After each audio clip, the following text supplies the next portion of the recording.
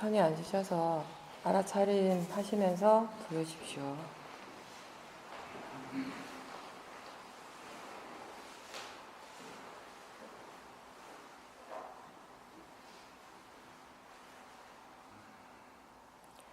계속 어제 이어서 우리가 일상에서 수행을 어떻게 해야 하는가 몇 가지 더 말씀드리겠습니다.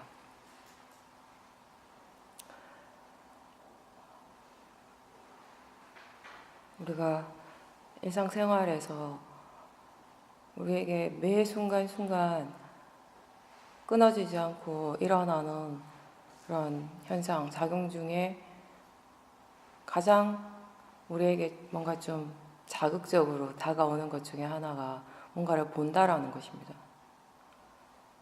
그리고 듣는다라는 것일 겁니다. 수행자들이 수행을 할 때 눈을 감고 자선을 하는 경우가 많고 거기에 익숙한데, 그건 이제 수행을 할 때 눈을 뜨고 있으면 마음이 뭔가 좀 고요하지 않은 듯한 거, 마음이 좀 번다한 듯이 느껴지기 때문에 그렇게 많이 합니다. 눈을 감으면 금방 마음이 고요해지는 것처럼 느껴지니까.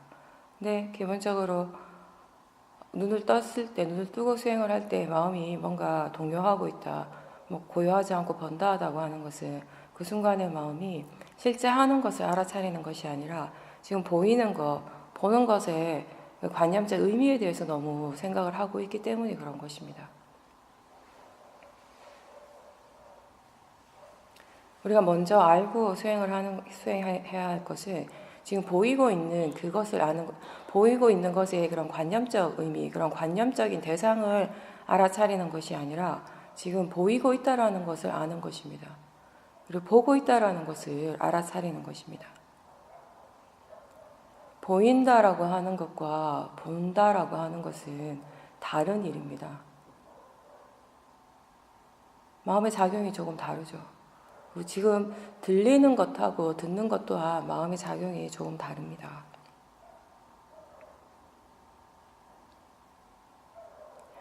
여러분들이 눈을 잠깐 살짝 감았다가 한번 떠보십시오.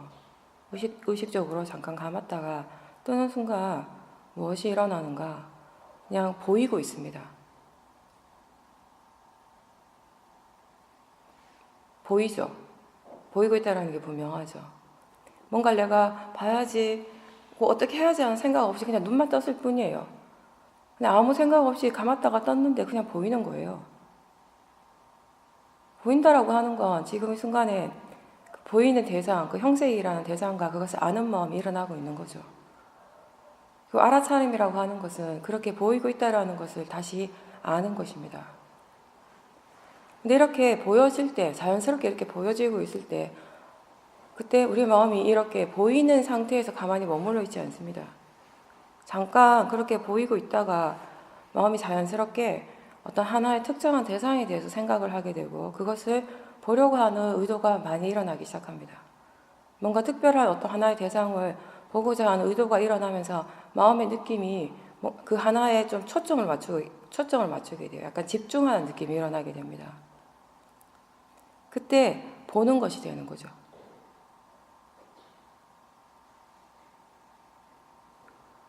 마음이 어떤 특정한 대상을 이미 정하고 그것을 보고자 하는 의도를 내면서 거기에서 약간의 집중이 일어나게 되고 그 대상에 대해서 또 관념적인 생각들이 일어나고, 이러한 것이 보는 일입니다.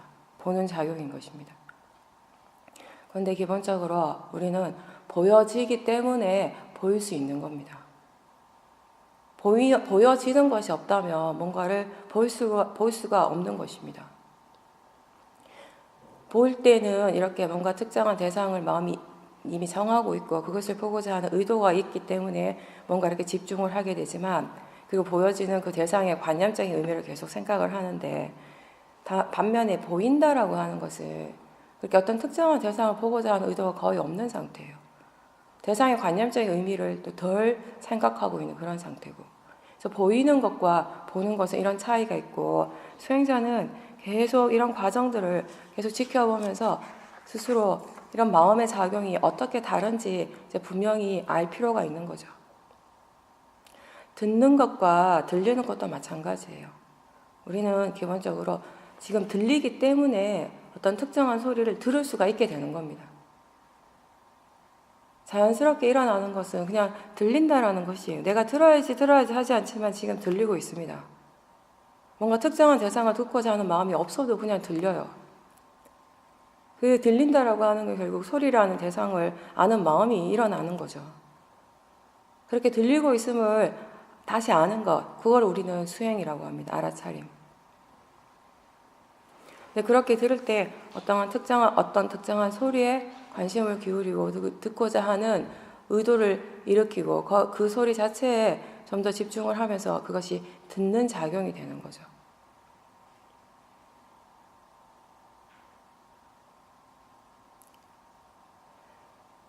자선을 할 때 눈을 감지 말고 뜨고 수행을 해 보십시오. 본다라고 하는 거, 보인다라고 하는 건 우리에게 굉장히 좋은 수행의 대상입니다. 여러분들이 센터가 아니라 바깥의 일상으로 돌아가셨을 때에도 본다라고 하는 것은 너무나 분명하게 일어나는 일이거든요. 보는 것을 대상으로 수행하는 것이 조금 능숙해지면, 익숙해지면 일상생활에서 사티를 이어가는 데 많은 도움을 받을 겁니다. 여기에서 수행하려고 노력하실 때도 한번 잘 지켜보십시오. 우리가 새벽에 잠에서 깨어나는 순간부터 계속해서 보고 있어요. 뭔가가 지금 보이고 있고 보고 있는 일들이 끊임없이 일어납니다. 그런 긴 시간 동안에 여러분들 스스로가 그걸 얼마만큼 알아차릴 수 있었는가. 근데 이제 볼 때 마음의 대상, 수행하는 마음의 대상은 봄 그 자체인데 본다라는 것을 아는 것, 보고 있다라는 것을 알아차리고 거기에서 우리가 본다라는 것에 기본적인 성질, 그런 성품, 실제 하는 것에 그 이해가 생기게 되는 것입니다. 평상시대로 우리가 수행하기 이전, 평상시대로 뭔가를 볼 때는 그것은 항상 지금 보여지는 대상의 관념적 의미만을 생각하고 있는 상태예요. 무엇을 보고 있는지 그 보여지는 것에 대해서 생각을 하고 있는 것이죠. 예를 들어서 이렇게 컵이 있을 때 우리가 예전에는 뭔가를 본다라고 하는 것이 봄 그 자체를 아는 것이 아니라 이 컵을 아는 것이었어요. 우리에게 있어서. 그죠? 듣는 것도 마찬가지죠. 듣는다라고 하는 것이 들음 그 자체를 알아차리는 일이 아니었고 그때는 어떤 소리인가 그 소리 자체에 항상 집중하는 마음이었습니다. 그런데 우리가 만약 이 컵만 알고 있다면 마음이 이것만 집중하고 있을 때 여기서 우리가 뭘 알 수 있고 뭘 이해할 수 있습니까? 컵의 모양, 컵의 색깔 이런 것들은 알 수 있지만 여기서 마음에 대한 이해가 일어나기는 어렵죠. 이 컵이 아니라 우리가 보는 것 자체, 봄 그 자체를 알아차림할 때 거기에서 마음에 대한 이해, 실제 하는 법에 대한 이해가 생길 수 있다는 겁니다. 근데 그렇지만 아직 우리의 마음이 그런 실제에 대해서 익숙하지 않기 때문에 여전히 볼 때, 들을 때 관념적인 부분에 많이 치우치게 되어 있습니다. 항상 얘기하지만 관념적인 그 작용 자체가 잘못된 것은 절대 아니라는 거예요. 자연스럽게 일어나는 작용, 일어나야 하는 것이에요. 그런데 그것만 우리가 100% 거기에만 너무 집중하고 있기 때문에 실제를 항상 놓친다라는 겁니다. 실제 하는 작용이 지금 무엇인가를 항상 마음이 거기에 생각해주고 관심을 기울일 필요가 있다는 겁니다. 수행의 바른 노력은 바른 대상을 향하게 하는 것입니다. 그런 노력을 하면서 수행을 하지만 그럼에도 불구하고 자꾸 마음이 대상에 대해서 반응을 하고 동요하고 있다면은 그때는 그 동요하고 반응하는 마음 자체를 피하지 말고 그런 마음이 일어나고 있음을 알아차림하십시오. 그 마음을 충분히 지켜보고 그 동요하고 대상에 대해서 번뇌로 반응하는 마음이 있다면 그 번뇌를 충분히 대상으로 지켜보고 그 마음이 좀 가라앉았을 때, 안정이 됐을 때 그때 다시 보고 있다라는 걸 알아차리고 보인다라는 걸 알아차림하시면 됩니다. 그것은 소리 듣는 것도 다 마찬가지입니다. 여러분들이 경행을 할 때, 행선할 때 대상들이 육문에서 일어나는 대상들이 분명하게 많죠. 근데 옆에 사람이 지나가는 것을 보게 되고 그렇게 사람들이 왔다 갔다 할 때 소리가 들리고, 그리고 그렇게 지나가는 사람을 볼 때 들리는 소리에 대해서 우리의 마음이 반응이 일어납니다. 볼 때 어떤 느낌이 일어나고 들을 때 어떤 느낌들이 일어나고 있습니다. 이러한 것들을 최대한 다 알도록 하십시오.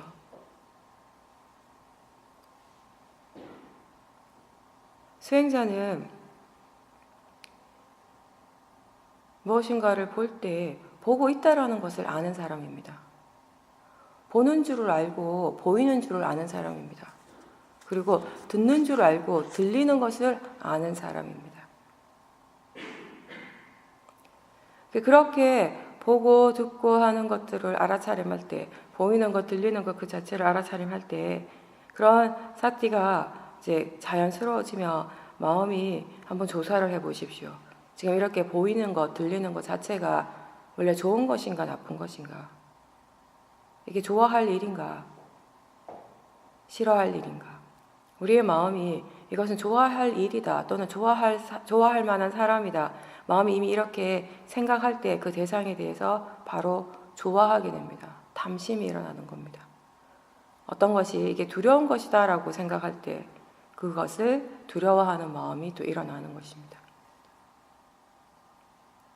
대상을 통해서 일어나는 여러 가지 마음들, 좋아하기도 하고 싫어하기도 하고 두려워하기도 하고 이런 마음들을 이게 번뇌라고 해서 우리가 지금 당장 어떻게 없앨 수 있거나 안 일어나게 할 수는 없습니다. 또 내가 수행을 한다고 해서 그런 것들이 일어날 때마다 그런 것들에 대해서 너무 부정적으로 반응하실 필요도 없습니다. 일단 우리가 해야 될 일은 첫 번째는 그것이 그런 마음이 그런 번뇌의 마음, 그렇게 대상에 대해서 반응하는 마음이 일어나고 있음을 알아차리는 것이 가장 우선입니다. 그리고 그 마음이 선법인지 불선법인지 알도록 합니다. 그리고 또 마음이 관념을 대상으로 할 때 그 마음의 진행 과정이 어떻게 되어지는지, 마음이 실제 하는 것을 대상으로 할 때 그 마음의 진행 과정이 어떻게 되어지는지 이런 것들을 보도록 하십시오. 이렇게 해서 선업의 마음은 정말 어떤 이익이 있고 불선업의 마음은 어떤 불이익이 있는지 스스로 이해해 가는 것입니다.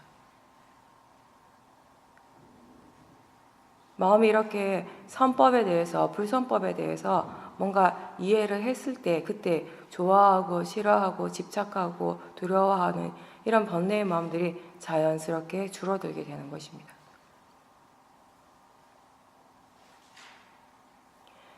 뭔가를 볼 때 와, 아름답다라고 감탄하거나 들리는 소리가 너무 좋아서 그것을 막 즐기고 있을 때 보통의 사람들은 그런 게 행복이라고 생각을 하죠. 좋은 일이라고 믿고 있죠. 근데 수행에서는 이제 그게 탐심이라는 걸 알게 됐습니다. 집착이라는 것도 알게 됐고요. 그럴 때 이제 수행자들이 어떻게 또 반응하냐면 이건 잘못된 건데 이걸 막 이렇게 즐거워하고 이걸로 행복해하고 이런 마음은 잘못된 건데 이러면 안 되는데 이런 생각이 또 일어나요. 뭔가 지금 일어나는 게 잘못된 것 같은 거. 근데 이거는 바르지 않는 마음가짐입니다. 지금 일어나는 대상이 뭔가 잘못됐다, 이게 문제다라고 생각하는 것 자체는 사실 바르지 않는 마음가짐인 거죠. 그거를 그렇게 하지 않으려고, 즐기지 않으려고, 그걸 좋아하지 않으려고 막 스스로에게 강요하고 그러면 안 된다고 스스로에게 막 타이르는 것이 아니라, 그게 수행이 아니라 그 두 가지를 함께 알아차리는 겁니다. 그 두 가지라는 건 뭐냐면 지금 그렇게 듣고 있다라는 걸 알아차리는 거예요. 그리고 또한 그 소리에 대해서 마음이 좋아하고 집착하고 있음을 알아차리는 겁니다. 그게 우리가 하는 거죠. 근데 그렇게 하라는 것은 그걸 즐기지 않으려고 막 애를 쓰고 스스로에게 막 그 강요하지 할 필요가 없고 그냥 알아차리라고 하는 거는 이건 단순히 그 좋아하고 즐기는 마음을 방조하라는 것하고는 다른 거예요. 왜냐하면 여기서 중요한 건 그걸 알아차리라는 것이거든요. 우리가 바른 견해로서 번뇌를 알아차림하는 것과 번뇌가 일어났을 때 번뇌를 그냥 알아차리지 않고 그냥 내버려 두는 것은 전혀 다른 일이죠. 그죠? 여기서 우리가 대상이 뭐든지 간에 어떤 대상이 일어나든지 대상은 그냥 둬라. 대상은 그냥 내버려 둬라고 하는 것은 그 대상을 대상으로서 알아차려라는 말입니다. 그렇게 할 때 번뇌로부터 우리가 우리 자신을 보호할 수 있게 되는 것입니다. 번뇌는 일어나고 있지만 그 번뇌가 수행하는 쪽에 영향을 미치지 않게 되는 것입니다. 사띠와 바른 견해가 있다면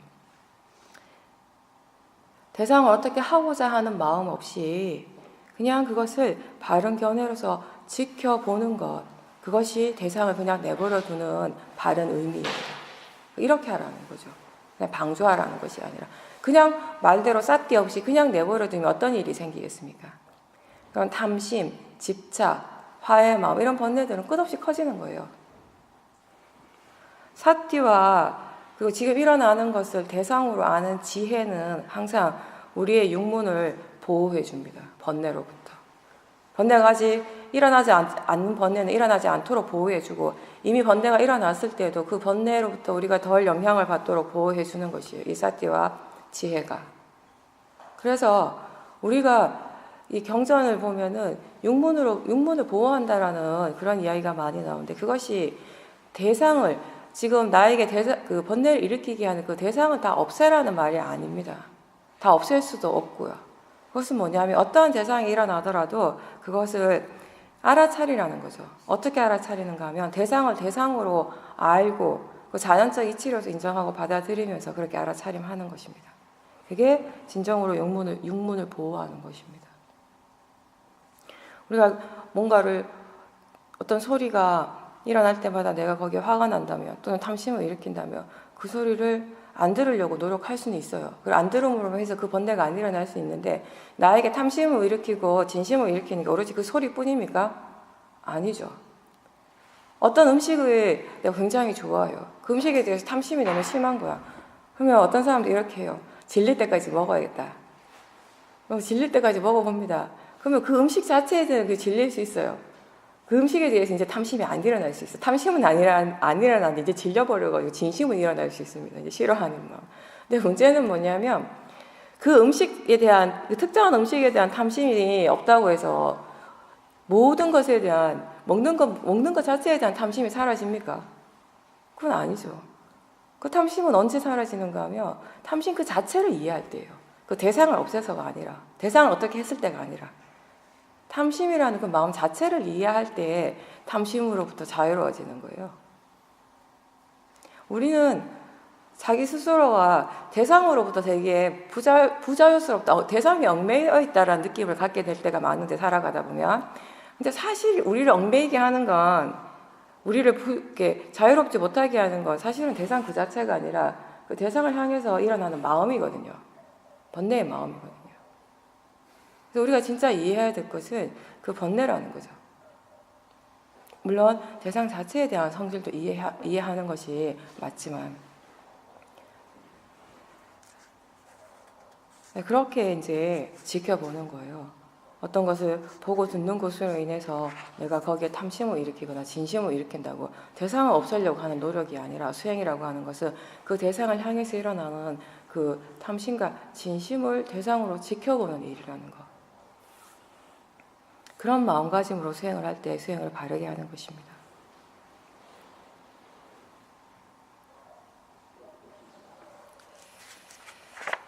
그리고 이제 우리 일상에서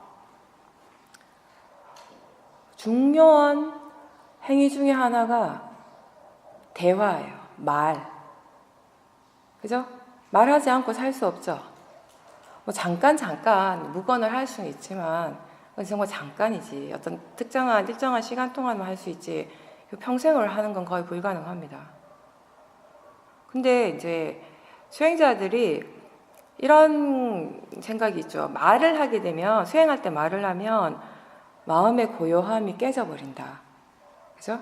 그래서 사람들이 수행한 센터에 오면 최대한 말을 줄이려고 합니다. 그 줄이려고 하는 이유가 그 고요함이 깨진다고 믿기 때문에. 그래서 자꾸 점점점 말을 하지 않는 쪽으로 이제 가게 되는데, 근데 사실 우리의 마음의 고요함이 깨지는 정말 진짜 이유는요, 말을 하기 때문이 아니라 말을 하면서 수행하는 법을 모르기 때문에. 다르죠. 수행을 충분히 할 수 있으면 수행을 어떻게 하는 줄 아는 사람은 말을 하면서 사티를 개발시키거든요.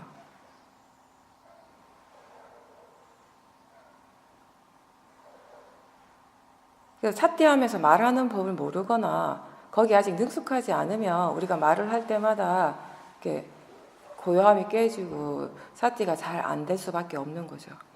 근데 이거 있어요. 만약에 말을 하기 때문에 사티가 안 된다면, 사티가 사라져 버린다면은, 근데 이런 경우요. 우리가 법에 대한 얘기를 할 때, 법담을 할 때, 수행 인터뷰를 같이 할 때, 계속 1시간, 2시간 이렇게 수행에 대한 얘기를 계속 할 때가 있어요. 법에 대한 이해를 서로 나누고, 우리 인터뷰 하잖아요. 그죠? 그럴 때 보면요. 대체로 대부분 사람들이 그렇게 인터뷰를 하거나 법담을 나누고 난 다음에 본인이 수행이 훨씬 좋아진다고 느끼거든요. 그래서 말을 해서 이렇게 마음의 질이 떨어지고 수행이 안 된다면 그 법에 대한 토론을 하는 것도 우리가 자제를 해야겠죠. 근데 사실은 결과는 다르다라는 거예요. 오히려 그런 말들을 하고 난 다음에 사태 이미 훨씬 좋아졌다라는 걸 스스로 느낄 때가 많습니다. 그건 왜 그런가 하면은 우리가 그런 말을 할 때 수행에 대한 관심을 계속 기울이고 있고 법에 대해서 계속 관심을 기울이고 있습니다. 그리고 그렇게 말을 할 때는 기본적으로 알아차리려고 하는 마음이 그런 의도가 계속 일어나고 있습니다. 그래서 말을 하지만 마음의 질이 떨어지지 않는 거예요. 오히려 더 좋아지는 거예요. 계속 법에 대해서 생각을 하고 법에 대해서 관심을 기울이는 시간이니까. 그래서 시원민에서는요, 뭐 무건을 해라, 말하면 안 된다 이런 말은 하지 않고 말을 하되 알아차리면서 말을 하는 것을 충분히 익혀야 한다. 연습을 해라 이렇게 얘기하죠. 그러니까 센터에서도 마찬가지예요. 그래서 이런 수행센터는 우리가 수행을 익히는 공간입니다. 그죠? 연습하는 공간. 그래서 트레이닝하는 곳이거든요. 그러니까 여기에서 우리가 사실은 그런 연습이 필요하기도 하죠. 근데 그렇다고 해서 아무 말이나 그냥 내가 하고 싶은 대로 막 하라는 건 절대 아닌 거죠. 반드시 꼭 필요한 말, 꼭 필요하기 때문에 말을 하는데 그 말을 할 때 반드시 사티와 함께 하라는 거. 쉽지 않죠. 그래서 생각해보면 그렇게 하는 게 차라리 입을 다무는 게 낫겠다. 말 안 하는 게 쉽겠다. 이럴 수도 있어요. 근데 어쨌든 연습은 필요하니까. 근데 제가 보는 관점에서는 그렇습니다. 수행자들이 적어도 이렇게 수행하러, 집중 수행하러 오셨을 때는요, 본인이 느끼기에 수행의 가속도가 붙기 전까지, 수행이 그냥 자연스럽게 되기 전까지는 최대한 말을 안 하는 게 정말 좋습니다. 말하면서 사티하는 게 제일 어려운 부분이거든요. 잘 안 돼요. 이론은 이런데, 이론과 실제가 다르잖아요, 또. 어느 정도 충분히 이렇게 사티가 개발되고 난 다음에 할 수 있는 일입니다, 이거는.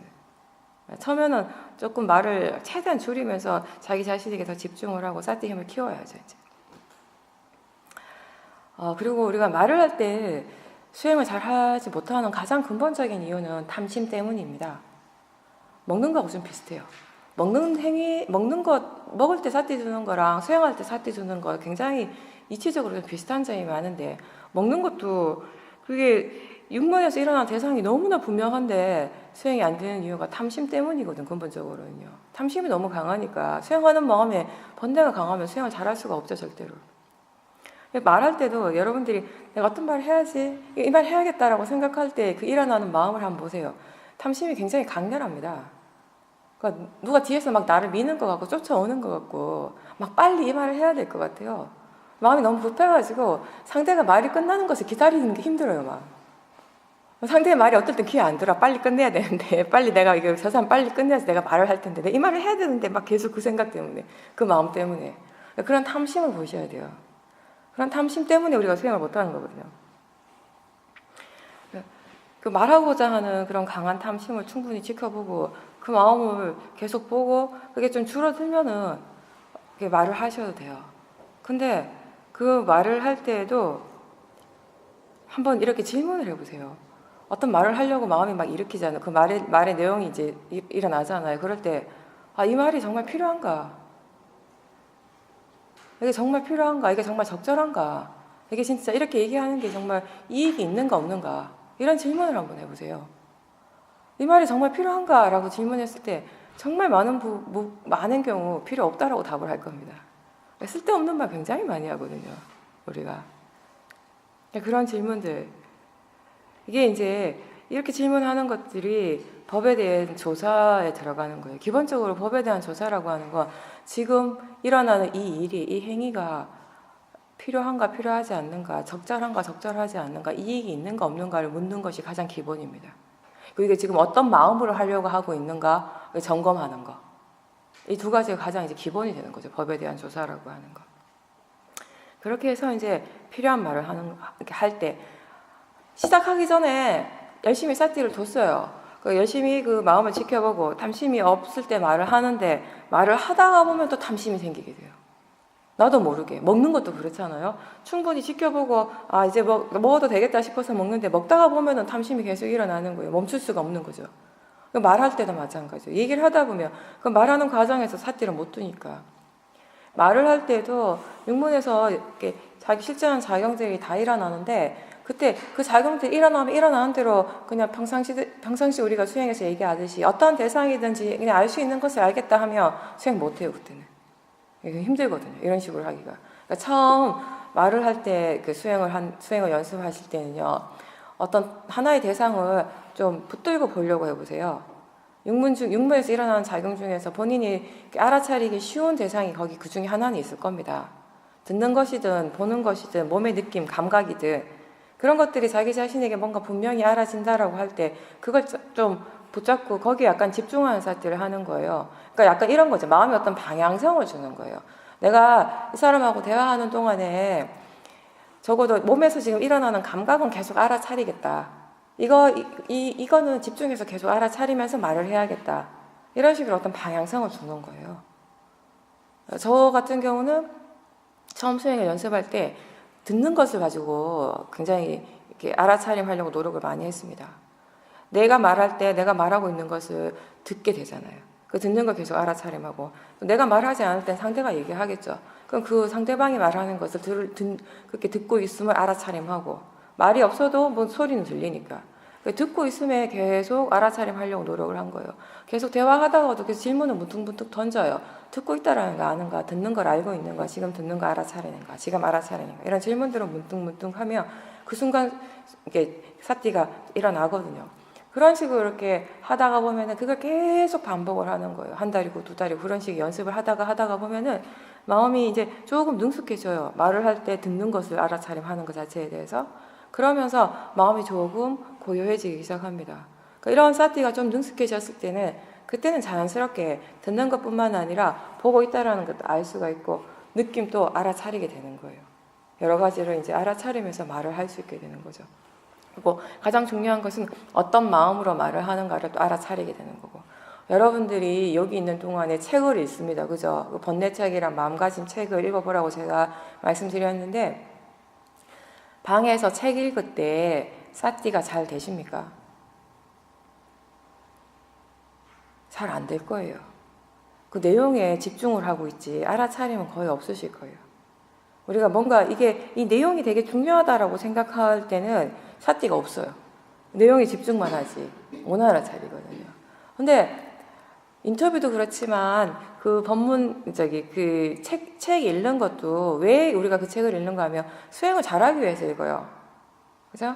그러면 그 책을 읽는 순간에도 인터뷰를 하는 시간에도 우리가 사티를 둬야지 사티를 잘할 수 있거든요.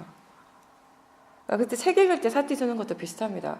책을 읽을 때 또는 법문을 들을 때 이런 때는 내용 자체에 마음이 너무 집중을 하기 때문에 내용이 중요하다는 생각 때문에 자연스럽게 굉장한 집중을 하고 있기 때문에 알아차림의 힘이 없거든요. 이럴 때 이 하나의 대상을 좀 딱 잡고 보려고 하는 거예요. 몸의 감각. 책을 읽을 때 몸의 감각이 좀 좋죠. 뭔가 좀 뚜렷하죠, 그때. 몸의 감각을 하나를 딱 잡고 본다라는 느낌으로 계속 점검을 해야 돼요. 읽으면서 지금 엉덩이의 느낌을 아는가, 아니면 지금 머리의 느낌을 아는가, 아니면 몸 전체의 느낌을 알고 있는가, 어디를 아는가는 상관없어요. 그냥 느끼고 있는 그 자체를 알고 있는지, 이런 식으로 질문을 계속 하는 거예요. 그렇게 하다가 보면은 마음이 이 책을 읽으면서도 알아차려야 한다는 어떤 방향성이 생기기 시작한다는 거죠. 거기서부터 수행을 할 수 있게 되는 겁니다. 부처님께서는 제자들에게 담마, 법에 대한 말이 아니면 차라리 거룩한 침묵을 지켜라 이렇게 말씀하셨습니다. 그러니까 담마에 대한 얘기라고 하는 것은 우리가 담마 그 자체에 관한 이야기, 담마에 대한 토론을 하라고 그렇게 말씀하셔서 그게 이익이 있다고. 근데 이거는 꼭 법에 대한 이야기를 하는 것뿐만 아니라 우리가 알아차리면서 바른 견해로서 알아차리면서 말을 한다면 그 또한 법에 관한 것입니다. 그래서 여러분들이 일상에서 그 내용 자체는 그냥 삶에 관한 것이라 하더라도 그렇게 말을 하는 그 마음이 알아차리고 있다면 수행을 하는 것이라는 거죠. 그리고 이런 말씀을 하셨어요. 경전의 내용, 이런 내용이 있는데 어떤 사람이 와서 부처님께 말씀드리기를 본인이 생각하기에 가장 수승한 수행자는 말을 전혀 하지 않는 사람인 것 같다. 완벽한 침묵을 지킬 수 있는 사람이 가장 뛰어난, 마음의 힘이 가장 뛰어난 수승한 사람인 것 같습니다. 라고 말씀을 드렸을 때 부처님께서 하시는 말씀이 부처님, 내가 보기에는 어떤 사람이 가장 뛰어난 수승한 수행자인가 하면은 필요하기 때문에 그 말이 꼭 필요하기 때문에 하는데 그 말을 적절한 때를 알고 하는 사람이라는 거죠. 적절함을 알고 적절한 때를 알고 그것이 필요하기 때문에 지금 꼭 필요한 말을 할 수 있는 사람, 번뇌 없이 말할 수 있는 사람이 가장 뛰어난 사람이다. 이렇게 말씀을 하셨어요. 제가 그 얘기 몇 번 했어요. 수행에 있어서는 우리가 어떤 행위를 하는가 하지 않는가에 대해서 별로 그게 그렇게 중요하지 않다고. 그 행위를 할 때 그 하는 마음이 어떤 마음인가, 하지 않을 때 그걸 하지 않으려고 하는 그 마음이 어떤 마음인가가 중요하다고요.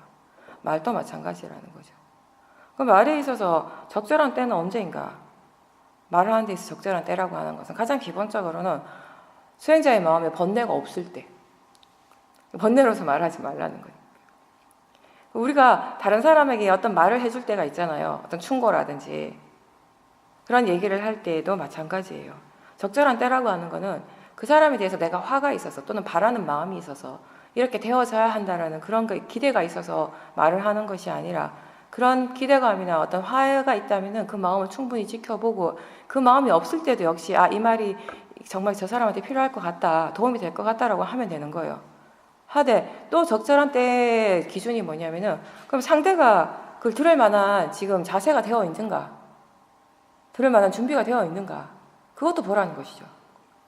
지금 상대방이 너무 화가 나가지고 사람이 제정신이 아니에요. 그런데 가가지고 화내면 안 돼. 화는 그냥 대상일 뿐이야. 그 좋은 말이긴 하죠. 내 마음이 화가 없이 얘기는 할 수 있는데 그게 상대가 지금 그 말에 대해서 들을 준비가 전혀 안 돼 있는 거죠.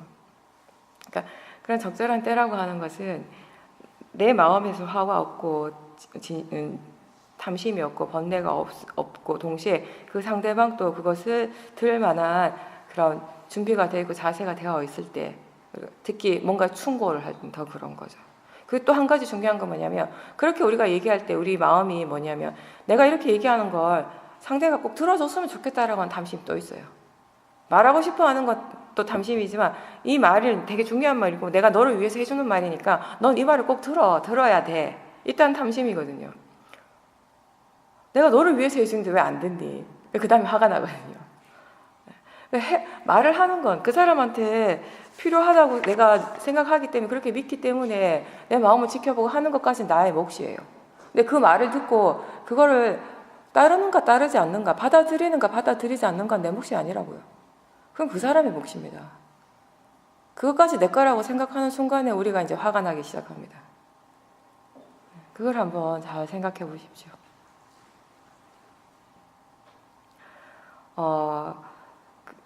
우리가 새벽에 팔계를 항상 함께 하잖아요. 그죠? 근데 팔계에 보면 네 번째 거짓말하지 않은 계를 지키겠습니다가 나와요. 그게 말에 대한 계죠. 근데 말에 대한 게 우리 거기에는 이제 거짓말만 나오는데 그래서 구체적으로 얘기를 하면은 5가지가 있습니다.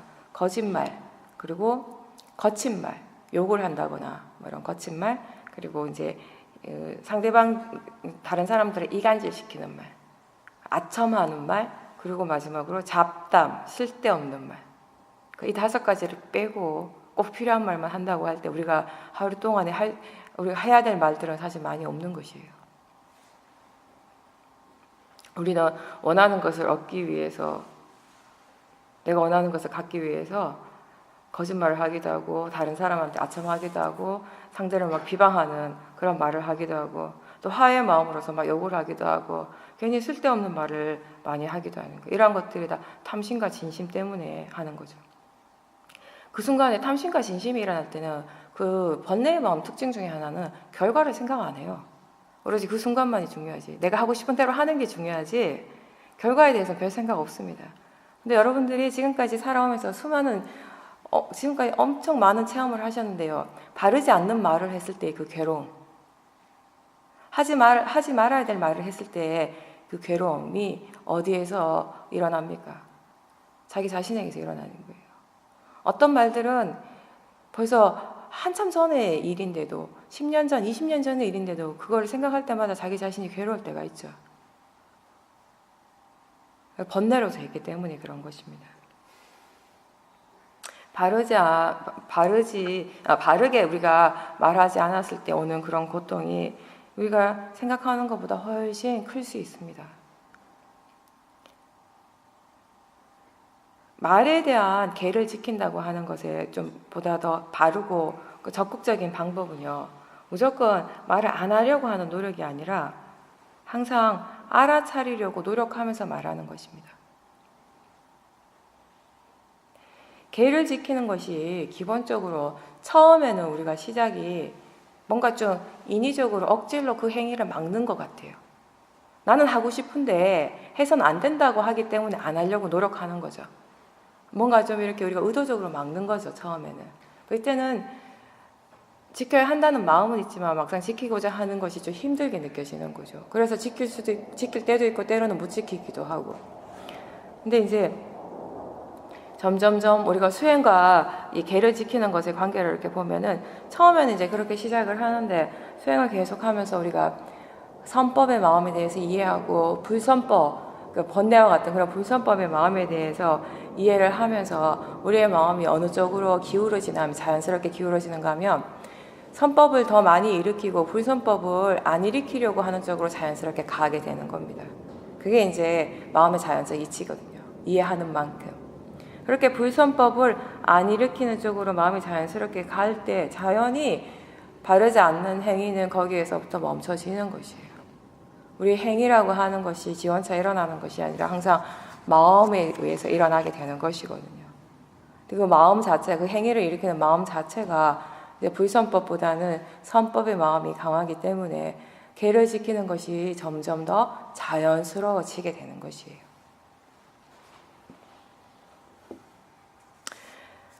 일상에서 우리가 어떤 행위를 하든지 알아차려야 한다는 말을 계속 하죠, 그죠? 그렇게 일상생활 속에서 계속 알아차리기 위해서 우리가 좌선도 하고 행선도 하는 것입니다. 근데 한번 잘 보세요. 법당에 있을 때는, 수행센터에 있을 때는 수행이 잘 되는 것 같은데 집에 돌아가면 마음이 어떻습니까? 수행이 어떻습니까? 여기 여러 번 다녀가신 분들은 아실 거예요. 생각만큼 이 수행의 효과가 오래 지속되지 않는다는 거. 며칠은 가요. 사람마다 조금씩 다르겠지만 그 수행 그 효력이 약발이 한동안은 가는데 며칠 지나고 나면은 또 예전하고 비슷해지거든요. 그러면 수행센터, 호수마을이 있기 때문에 수행을 잘하는 건가?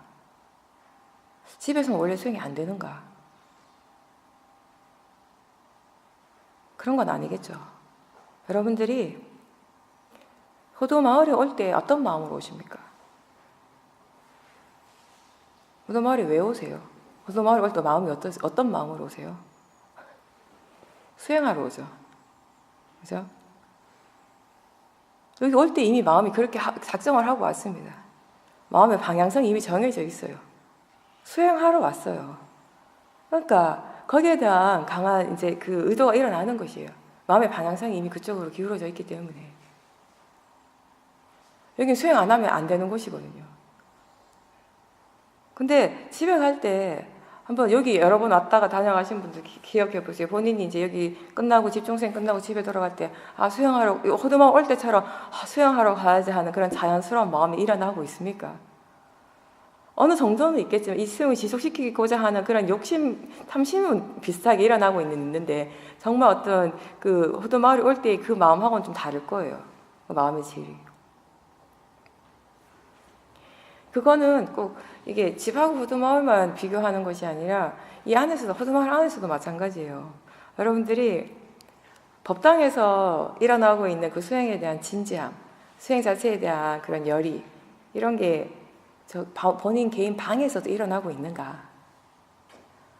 수행하려고 방에서 나와가지고 이렇게 법당을 올 때 그때 그 마음, 법당 문을 열고 자복에 앉았을 때 그런 마음, 그리고 이제 1시간이든 2시간이든 수행을 끝내고 자선도 하고 행선도 하고 이제 방에 가야겠다라고 할 때 그 마음 같을까요? 다를까요?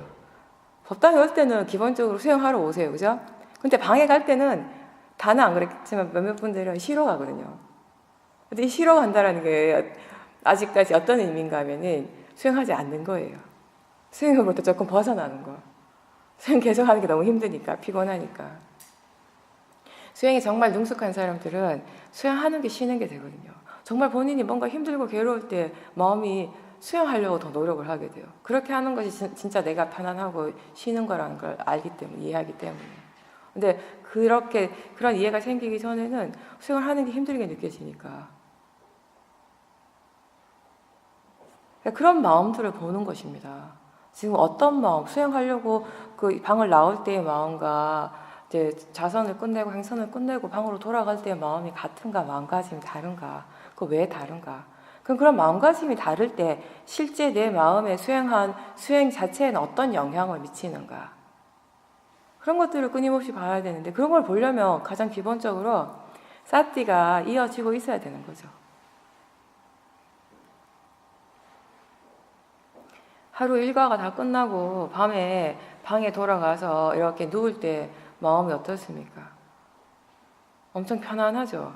편안한 마음으로 모든 걸 잊고 잠자리에 드는데 사티까지 다 잊어버려요.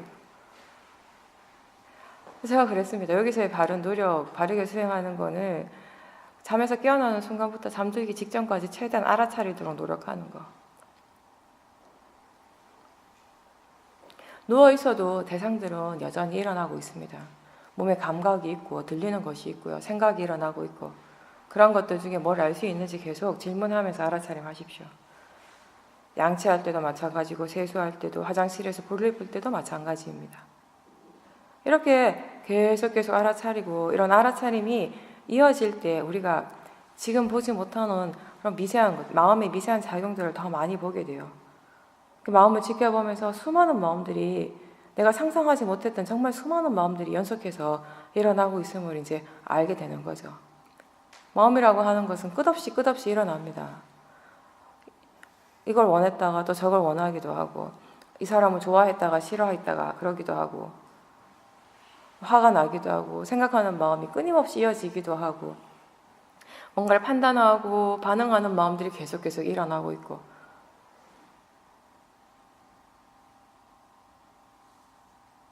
우리가 어떤 행위, 어떤 말을 할 때 그 행위나 그 말을 하는데 그 가장 근본 베이스에는 마음이 일어나고 있습니다. 마음이 일어나지 않는다면 우리가 어떤 것도 할 수 없기 때문에. 밥 먹을 때에도 마찬가지예요. 순간적으로 마음이 콩나물을 향한 거예요. 콩나물 먹어야지 하는 마음으로 젓가락을 들었어요. 근데 막상 집는 거는 김치를 집어요. 그게 젓가락이 지 맘대로 그러는, 손이 지 맘대로 그러는 것이 아니라 그 짧은 순간에 마음이 그렇게 새롭게 일어난 거죠. 서로 다른 마음이에요, 이런 것들이. 그 마음에 따라서 우리가 행위를 하는 것입니다. 근데 우리는 그 마음을 제대로 못 보니까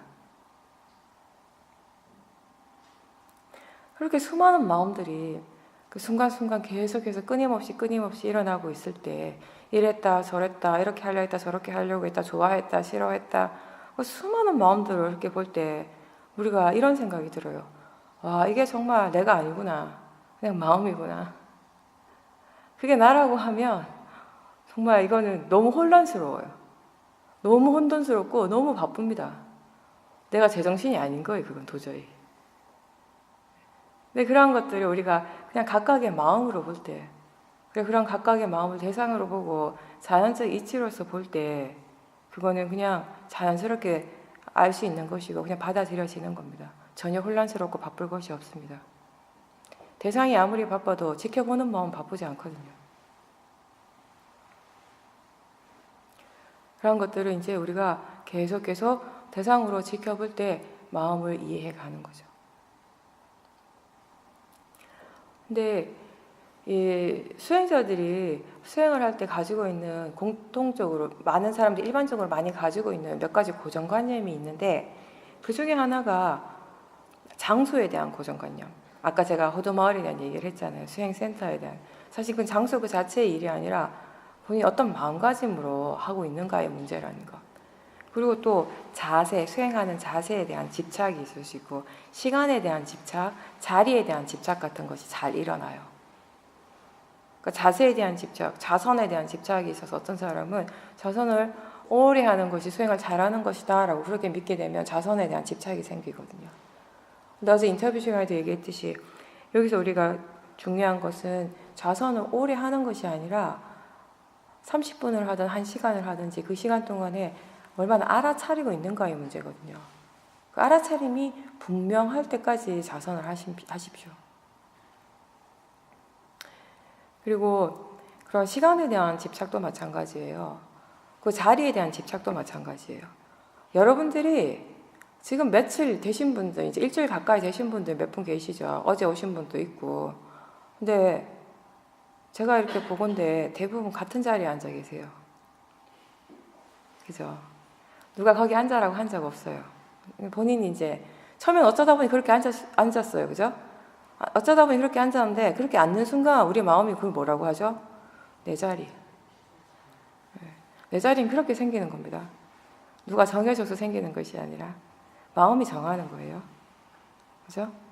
원래 이 법당 안에 원래 내 자리란 거 없습니다. 내 마음이 그렇게 정하는 순간 내 자리가 되는 거죠. 근데 마음이 그렇게 생각하면 그 다음 우리는 그걸 믿죠. 이게 내 자리라고. 그죠? 그래서 딴 사람이 모르고 새로운 사람이 뭣도 모르고 그 자리에 앉아있으면 화가 나는 거예요. 내 자리에 누가 앉아있으니까. 그리고 한 5일 정도, 6일 정도 내가 그 자리에 계속 앉아있는데 딴 사람이 모르고 그 자리에 앉아갖고 나가라 할 수도 없고 이제 본인 딴 자리에 앉아요. 왠지 수행이 안 돼. 왠지 집중이 안 되는 것 같아요. 막 뭔가 어색한 것 같고. 그래서 자꾸 저 자리에 앉아야 될 것 같고 자기 가야지 수행이 될 것 같고. 이거 어리석음이죠. 그 자리가 내 자리라고 생각하니까 그 자리에 대한 집착이 생기니까 이 자리가 싫은 거예요. 그런 집착이나 싫어하는 마음이 있으니까 계속 번뇌가 일어나고 그리고 이 화의 마음, 그때 일어나는 화의 마음이 어디를 향하나 하면요. 그 상대방을 향하고 있어요. 그죠? 저 사람 때문에 또 내가 수행이 안 되는 것 같아요. 처음엔 자리에서 또 시작하는데 결국 번뇌의 마음이 중에 화는 되게 재밌는 것 중에 하나가 그 화가 향하는 지점이 어딘가, 그 화가 주로 향하는 대상이 어딘가 하면 항상 사람이라는 거예요. 처음 시작은 자리 때문인 것 같은데 결국 앉아서 가만히 있다 보면 그 사람에 대한 화가 나거든요. 그 상대방에 대한 화가. 그게 다 바르지 않는 생각, 바르지 않는 고정관념 이런 것들 때문에 어리석음 때문에 일어나는 화하고 집착인 거예요. 그 화가 나고 집착이 나니까 수행이 안 되죠. 될 리가 없죠. 그러면 수행이 진짜 안 되는 이유는 자기 마음에서 일어나는 그런 자리에 대한 집착, 상대방에 대한 화 때문인데 계속 내가 수행이 안 되는 건 자꾸 그 사람 때문이라고 생각하는 거예요. 그러니까 그 자리에 못 앉아서 되는 거고. 이게 바르지 않는 이해라는 거죠. 이렇게 생각하고 이런 바르지 않는 생각들을 믿어버리면 결국 수행자가 자리에 대한 집착이 생길 수밖에 없는 거죠. 그리고 이런 것도 있어요. 어느 날 그냥 내가 우연히 그냥 아무 자리에 앉아서 수행을 했는데 그날 수행이 엄청 잘 된 거예요. 그러면 또 어떤 특정한 시간에 수행이 막 잘 돼. 그러면 이제 사람들이 그 특정한 시간이나 딱 그 자리에 대한 착이 생기기 시작하거든요. 이상하게 우리 마음이 그 시간 또는 그 자리 때문에 수행이 잘 되는 것 같다고 그렇게 생각을 해요. 처음에는. 이거 왜 그런가 하면 마음을 바로 잘 못 보기 때문에 우리가 수행이 잘 된다면 사티가 자연스럽게 계속 이어지고 있다면 대상을 대상으로 알기 때문이에요. 어디에서 수행을 하고 어떤 시간에 수행을 하든지 견해가 바르기 때문에 대상에 대한 마음가짐이 바르기 때문에 수행이 잘 되는 것이거든요, 항상. 근데 그런 마음가짐이나 지금 어떤 마음으로 수행하고 있는가에 대해 별로 관심이 없으니까, 그냥 결과 그 자체에만 관심이 있으니까, 수행이 잘 되는 그 자체에만 관심이 있다 보니, 지금 내가 알 수 있는 건 하나예요. 자리 또는 어떤 시간, 특정한 시간. 이런 식으로 우리가 특정한 시간이나 특정한 자리에 대한 집착이 생기기 시작한다는 거죠.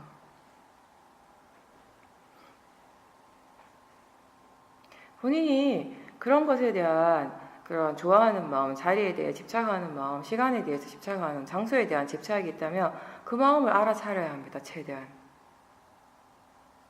그것이 없이 수행을 할 때 우리가 언제 어디서든지 수행할 수 있게 되어지는 거니까요. 그걸 만드는, 뭔가 좋아하는 것을 만드는 순간 우리에게는 싫어하는 것도 같이 생기는 겁니다. 왜냐하면 그것이 아닌 다른 것은 싫어하겠죠. 그죠? 이것 때문에 수행이 잘 된다라고 믿는 순간에 그것이 아닌 다른 것에 대해서 화가 나겠죠. 그 다른 것들이 나를 수행 못하게 하는 것 같으니까. 마음이라는 건 그런 겁니다. 탐심과 진심은 이렇게 일어나는 거예요. 이런 관계에서 일어나는 것이에요. 싫어하는 것이 그냥 일어나는 것이 아니라 이미 좋아하는 마음이 있기 때문에 일어난다라는 것이에요. 우리가 진심을 계속 살펴보고 진심에 대해서 이해하며 그 밑에는 탐심이 있다라는 걸 본다라고 제가 여러 번 얘기했습니다. 그렇게 탐심을 분명하게 볼 때 우리가 진심에 대해서 깊이 이해하게 되는 것이고요. 수행의 시간은 따로 정해진 게 아니라고 했습니다. 새벽에 일어나는, 잠에서 깨어나는 순간부터 잠들기 직전까지 최대한 알아차리도록 노력하면 되는 것입니다. 내가 어떤 행위를 하든지 그 행위 자체가 수행하는 것에 영향을 미치는 것이 아니라 어떤 마음가짐으로 하는 거가 가장 중요하다고 했습니다. 혹시 바깥에 나가서 뭔가를 할 때, 일을 하고 할 때 내 마음이 바쁘다고 해서, 내 몸이 바삐 움직인다고 해서, 내 몸이 바쁘다고 해서 마음까지 바빠질 필요는 없습니다. 몸을 천천히 움직이든 몸을 빨리빨리 움직이든지 우리 마음이 알아차리는 그 대상은 결국 느낌 그 자체이기 때문에. 그리고 뭐 바깥에 나가서 보면 장소에 대한 이런 것도 있죠. 사람들이 유독 많거나 굉장히 복잡한 데 가면 수행을 할 수 없을 것 같은 그런 생각이 들어요. 근데 사람이 많다고 해서 뭔가 복잡하다고, 외부적인 상황이 복잡하다고 해서 자기 자신을 지켜보는 것이 불가능해지지는 않습니다. 부처님께서 그 홀로 있음에 대해서 말씀하셨어요. 수행자는 홀로 있으라고. 그 홀로 있음이 우리가 그냥 기본적으로 생각하면 어떤 물리적인 홀로 있음, 다른 사람들과 떨어져서, 물론 그런 부분도 있겠죠. 그런 것이 필요할 때도 있겠지만 항상 그런 건 아니죠. 항상 그렇게 할 수도 없고. 그러니까 수많은 사람들과 함께 있고 복잡한 곳에 있다라 하더라도 우리가 자기 자신을 온전히 바르게 지켜볼 때, 온전히 자기 자신을 바라보고 있을 때 그 순간은 홀로 있는 순간입니다. 이거 우리가 정신적인 홀로 있음, 깨어 있음이라고 얘기를 하는 거죠. 사실 부처님께서 말씀하신 많은 부분은 이 정신적인 홀로 있음이겠죠. 여러분들이 나가서 계속 수행하시면서 이런 부분들을 체험하실 수 있어요.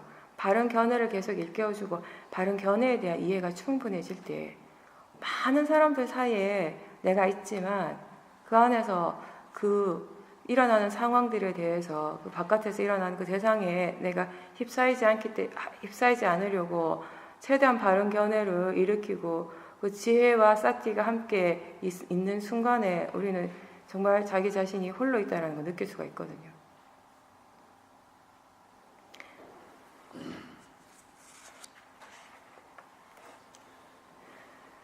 수행을 이렇게 점차적으로 해 나가면서 우리가 수행이 능숙해진다, 수행이 자연스러워진다라고 하는 것은 기본적으로 우리 마음의 오력의 힘이 좋아진 상태입니다. 사티, 사마디, 위리아, 신심, 지혜. 특히 이 중에서 지혜가 가장 중요하죠. 사람들은, 특히 불자들의 경우는 수행을 할 때 그 수행적인 목적이 어떤 깨달음이나 열반을 상정을 하는 경우가 많아요. 근데 그렇게 하다 보면 자칫 잘못하면 그 깨달음이나 열반이라고 하는 것이 너무 목적 지향적이 되어버릴 때 수행하는 마음에 탐심이 일어나서 위험할 수 있다고 얘기했습니다. 사실상 우리가 냇물이 그냥 강으로 흘러가고 또 강이 흘러서 바다로 가는 것은 그냥 자연적 이치인 거죠. 의심할 여지가 없는 거예요. 너무나 자연스러운 거예요. 당연히 그렇게 되는 거죠. 그런 것처럼 우리가 바르게 수행할 수 있다라는 것, 그렇게 바르게 그리고 꾸준하게 계속 수행한다라고 하는 것은 이렇게 냇물이 강으로 가고 강이 바다로 흘러가는 것처럼 결국 우리가 깨달음으로 가는 자연스러운 과정이라고 할 수 있는 겁니다. 굳이 내가 욕심을 내지 않더라도. 근데 그 과정에서 우리가 욕심을 내고 조바심을 내면은 그 과정이 중간에 막혀버리게 되는 거죠. 수행이 힘들어지게 되는 것이고요. 수행은 어떤 의미에서는 조건을 갖추어가는 일입니다. 지혜가 일어날 수 있는 조건을 갖춰가는 일입니다. 근데 어떠한 지혜도요, 아무런 준비 없이, 아무런 노력 없이 갑자기 뚝 떨어지지는 않거든요. 매 상황에서 매 순간순간 알아차리려고 하는 노력이 있고, 실제로 알아차리고, 그리고 바른 견해가 있고, 할 수 있을 때마다 법에 대해서 관심을 기울이고, 충분히 그 조건에 대해서 관심을 기울이고 조사를 할 때, 그럴 때 우리는 뭔가를 계속 배워가게 되는 것입니다. 그래서 수행을 배워가는 과정이라고 이렇게 얘기를 하는 겁니다. 좀 더 깊이 있게 이해하기 위해서, 좀 더 깊은 통찰지가 일어나기 위해서 우리는 문해를 사용하고 사해가 필요한 것입니다. 모든 종류의 지혜, 우리에게 필요한 모든 지혜를 개발할 수 있는 가능성은 누구에게나 다 있어요, 사실은. 얼마만큼 노력하는가에 따라, 얼마만큼 바르게 하는가에 따라. 근데 시간적인 차이는 있겠죠. 오늘 같이 시작을 했다고 해서 그 노력의 결실을 1년 뒤에, 10년 뒤에 똑같은 시간 동안에 똑같이 모든 것이 일어난다는 건 아니에요. 그 결과에 대해서는. 그건 뭔가 하면요, 우리가 부산에서 서울 갈 때 여러 가지 방법이 있잖아요. 그죠? 기차를 탈 수도 있고, 자기 차를 가지고 갈 수도 있고, 비행기 타고 가는 사람도 있고요. 기차 타는 사람 중에서도 무궁화 탈 수 있고, 새마을 탈 수도 있고, KTX 탈 수도 있어요. 수행도 그런 거예요. 어떤 사람은 진짜 비행기 탄 것처럼 빨리 가는 사람이 있고요. 어떤 사람은 걸어가는 것처럼 그렇게 천천히 가는 사람도 있고. 근데 그거는 이제 개인적인 업이 다르기 때문에. 근데 그 또한 그 업이라고 하는 것이 다른 누가 나한테 그렇게 준 것이 아니라, 지게 한 것이 아니라 스스로 만든 것이거든요. 각자 스스로 만든 각자의 조건이 다르기 때문에 조금씩 다르게 가는 것입니다. 수행이라고 하는 건 다른 사람하고 비교할 일이 아니라는 거예요. 다른 사람이 이만큼 했다고 해서 나도 금방 그만큼 할 수 있는가, 그런 문제도 아니고요. 꼭 다른 사람하고 똑같이 가야 되는 것도 아니고, 그냥 자기 자신의 일을 묵묵히 그냥 자기 혼자서 해 나가는 겁니다. 밖에 나가면 내 주위의 사람들이 수행하는 사람들 별로 없을 거예요. 그죠? 대부분 사람들이 수행하지 않는 사람, 이런 데 관심이 없는 사람이에요. 그러면 우리가 다들 막 수행에 관심이 없고 수행하는 거 이상하게 생각하는 사람들 옆에서 내가 어떻게 수행할 수 있을까라고 하는데, 그건 그 사람들의 마음이고요. 그 사람들의 믿음이고, 그 사람들의 생각이고. 수행은 내가 지금 나 혼자 사는 거잖아요. 내가 지금 알아차릴 때 그걸 꼭 상대방이 알려야 될 필요가 있습니까? 상대방이 꼭 알아야 될 필요가 있어요. 내가 수행하고 있다는 걸 상대가 꼭 알아야 될 이유는 없습니다. 그죠? 지금 이 순간 지금 뭘 알고 있는가 했을 때 마음이 뭔가 분명하게 알고 있다면 수행하는 것이에요. 충분히 혼자 사는 거죠, 이거는. 오히려 그런 거 있어요. 수행이 조금 능숙해지면 수행하는 도반들 하고 있을 때 수행하는 마음의 질이 좋아지고 도움을 받는 건 당연하지만 또 반대의 경우도 있습니다. 주위 사람들이 다 수행하고 있지 않은데 내가 수행하잖아요. 그럼 다른 사람들이 말하고 행동하는 것들이 대상으로 보이거든요. 그때 그 사람들이 어떤 마음으로 하고 어떤 마음가짐으로 지금 그런 말과 행동을 하는지 어느 정도 보여지고 이해가 될 때가 있어요. 거기가 번뇌라는 거죠. 그런 것들을 보면서 아, 내가 정말 수행을 해야겠다. 오히려 그렇게 느끼기도 합니다. 수행자들은. 그 위험함을 다른 사람을 통해서 보기도 하니까. 그 번뇌의 위험함을 자기 자신을 통해서 항상 느끼고 보는 것이 수행자지만 더불어 다른 사람을 통해서 또 보여지기도 하거든요.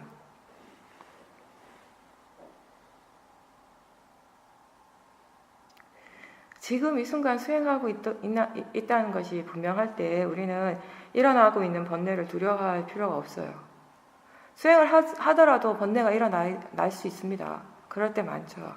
그 번뇌를 싫어하거나 적대시하거나 두려워하지 마십시오. 왜냐하면 그 순간에 지금 우리의 현실은 우리에게 진짜 일어나고 있는 우리의 바로 그 현실이 그 번뇌입니다. 번뇌의 마음.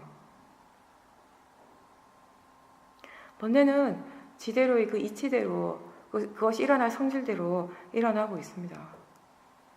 우리가 더 관심을 기울여야 할 것은 알아차림과 바른 견해, 지혜입니다. 지혜의 힘이 충분해지면은 그 알아차림과 지혜가 알아서 일을 합니다. 번뇌에 대해서 어떻게 할 건지.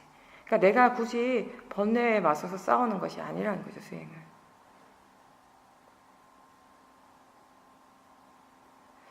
근데 번뇌라고 하는 것이 처음 일어날 때는요, 약하게 일어나요. 우리의 마음의 번뇌 힘이 강한데, 그게 처음부터 그렇게 강한 번뇌는 아니었습니다. 번뇌가 나도 일어나는 줄 모르고, 그냥 그게 번뇌인데도 번뇌인 줄 모르고, 좋은 건 줄 알고, 내 건 줄 알고, 난 줄 알고, 그냥 내버려 뒀어요. 계속 그 힘을 계속 키워온 거죠. 작은 번뇌가 일어났을 때 그것의 위험함을 미처 알지 못했기 때문에 그냥 내버려 두고 키워온 겁니다. 큰 산불이 났을 때 큰 산불이 처음부터 그렇게 크지 않았을 거예요. 작은 불씨. 정말 작은 불씨가 성냥개비 하나에서 일어난 작은 불씨가 온 산을 다 태우기도 합니다. 번뇌의 마음이 그런 것 같아요. 처음에 그냥 작은 불씨였습니다.